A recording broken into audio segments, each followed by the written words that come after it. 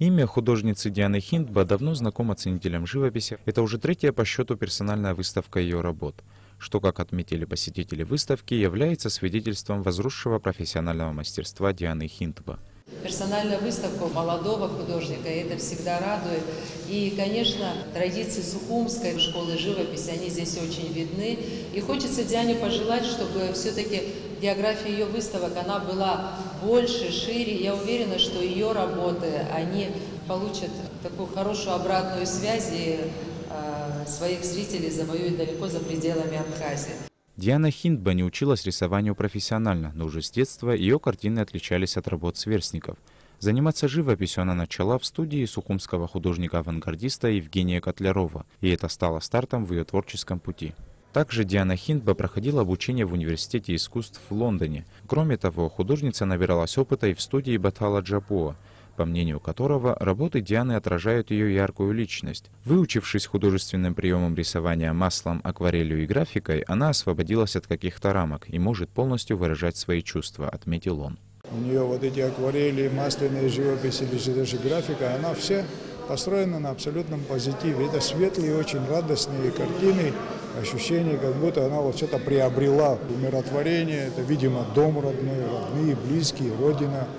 Все это отражается очень четко на ее работах. Нет практически ни одной какой-то такой затаенной темы. Все открыто.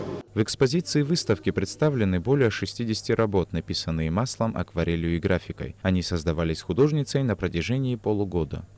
В основном на этой выставке тематика старого Сухума, какие-то фрагменты Сухума, а также есть в акварели работы по каким-то литературным произведениям. Вдохновение это, как бы не банально звучало, это природа Абхазии, вообще архитектура Абхазии. То есть вот эти все улочки, которые знакомы, то есть с младенчества, все это отпечаталось, видимо, на сознании как-то и постепенно выходит наружу. Работы художницы – это игра яркими красками с применением художественного приема белых разделяющих линий, которые излучают ощущение радости и света, говорит искусствовед и галерист Елена Лабахова. Мы видим то, как Диана выросла.